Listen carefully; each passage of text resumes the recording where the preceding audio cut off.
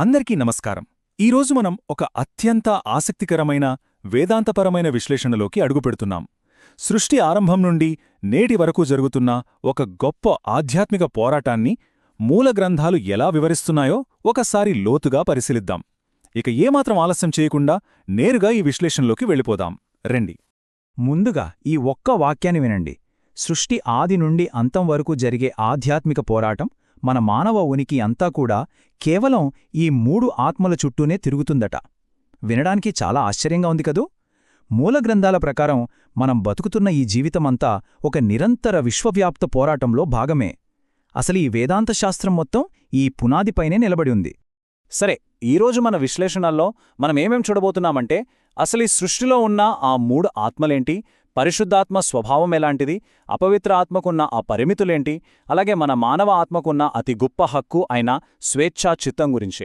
ఇవన్నీ దాటి చివరగా జరిగే ఆ మహా ఆధ్యాత్మిక యుద్ధం గురించి ఒక పద్ధతి ప్రకారం తెలుసుకుందాం.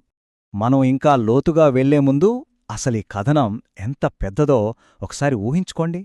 ఆదికాండంలో సృష్టి మొదలైనప్పటి నుండి ఏదైనా తోటలో జరిగిన పతనం, ఆ తర్వాత పెంతెకోస్తు పండగ, శిలువపై సాధించిన విజయం, అక్కడి నుండి ఏకంగా యుగాంతం వరకు అంటే ప్రకటన గ్రంథం వరకు సాగే ఒక సువిశాలమైన కాలరేఖ ఇది. దీన్ని బట్టి ఈ పోరాటం స్కేల్ ఎంత పెద్దదో మనం ఇట్టే అర్థం చేసుకోవచ్చు. ఇక ఏమాత్రం ఆలస్యం చేయకుండా అసలు ఈ సృష్టిలో ఉన్న ఆ మూడు ఆత్మలేంటో, ఈ పోరాటంలో ఉన్న ఆ ప్రధాన శక్తులేంటో చూద్దాం. క్రైస్తవ వేదాంత శాస్త్రం ఒక అద్భుతమైన విషయాన్ని స్పష్టం చేస్తోంది. ఏంటంటే ఈ మానవ చరిత్ర, మన ఉనికి, మనం ఎదుర్కొనే ప్రతి ఆధ్యాత్మిక పోరాటం అంతా కూడా కేవలం ఈ మూడు ఆత్మల మధ్య జరిగే ఒక ఇంటరాక్షన్ మాత్రమే. అవే పరిశుద్ధాత్మ, అపవిత్రాత్మ మరియు మానవాత్మ. ప్రపంచంలో ఏ పరిణామం జరిగినా అది ఈ మూడింటి మధ్య జరిగే పోరాటమే అని స్పష్టమవుతోంది.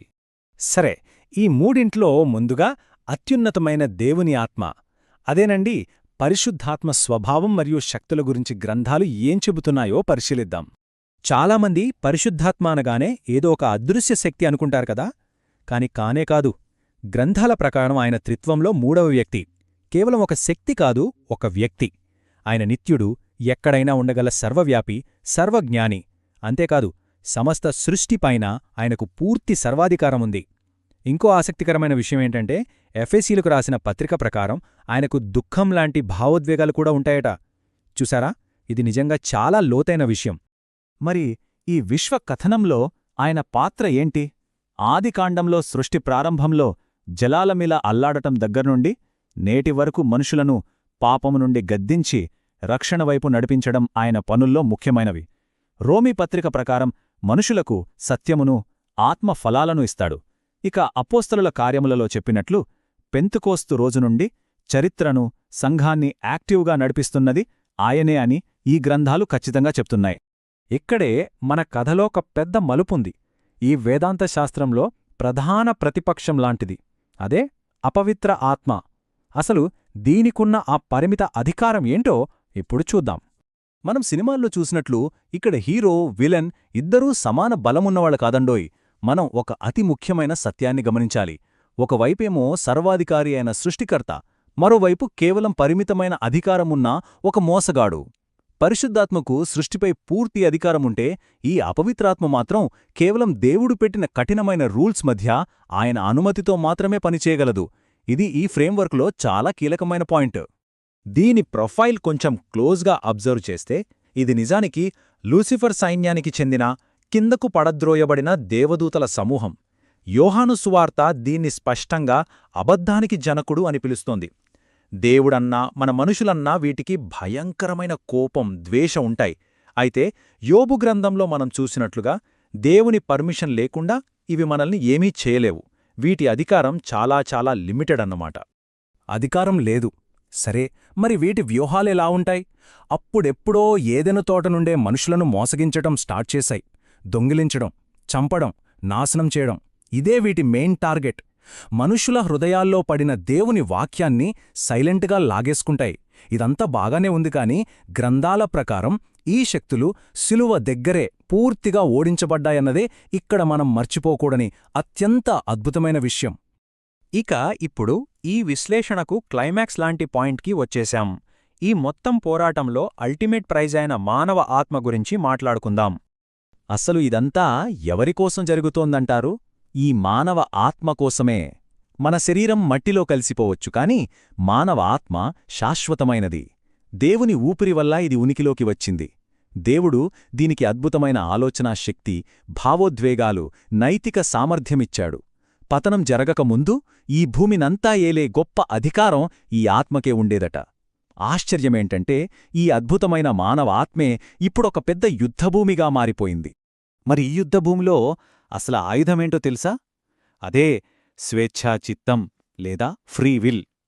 మనిషికి దేవుడిచ్చిన అతి పెద్ద హక్కు ఇది. అంటే మన హృదయంలో పరిశుద్ధాత్మకు ప్లేస్ ఇవ్వాలా లేక అపవిత్ర ఆత్మకు దారివ్వాలా అని నిర్ణయించుకునే పూర్తి సార్వభౌమ స్వేచ్ఛ మన చేతుల్లోనే ఉంది. ఈ ఒక్క ఎంపిక చుట్టూనే ఈ విశ్వవ్యాప్త పోరాటమంతా తిరుగుతోంది. ఈ ఫ్రీవిల్ ఉన్న మనిషి బాధ్యత ఏంటి మరి? సామతల గ్రంథం చెప్తున్నట్లు దేవుణ్ణి వెతకడం, ఆరాధించడం. కాని ఈ దారి పూలపాన్పు లాంటిది కాదు సుమా. ఒకవైపు మన స్వంత శారీరక కోరికలతో, మరోవైపు అపవిత్ర ఆత్మలతో ఎప్పుడూ ఒక ఆధ్యాత్మిక యుద్ధం జరుగుతూనే ఉంటుంది. అయితే ఆదాము పతనం ద్వారా దూరమైన ఆ మానవ ఆత్మ మళ్లీ యేసుక్రీస్తు రక్తం ద్వారా విముక్తి పొందిందని ఈ చరిత్ర వివరిస్తోంది. సరే, ఇప్పుడు వరకు ఈ 3 ఆత్మల గురించి విడివిడిగా తెలుసుకున్నాం గదా. ఇక ఇప్పుడు ముగింపు ఘట్టానికొద్దాం. అదే అంతిమ మహా ఆధ్యాత్మిక యుద్ధం. మూల గ్రంథాలలోని సారాంశాన్ని మనం చాలా సింపుల్గా అర్థం చేసుకోవాలంటే ఎవరు ఏ స్థానంలో ఉన్నారు, వాళ్ల ఆయుధాలేంటి అని చూస్తే సరిపోతుంది. పరిశుద్ధాత్మ సృష్టికర్తగా సింహాసనంపై ఉన్నాడు. సత్యం, ప్రేమ అనే ఆయుధాలతో మనుషులను రక్షించడమే ఆయన లక్ష్యం.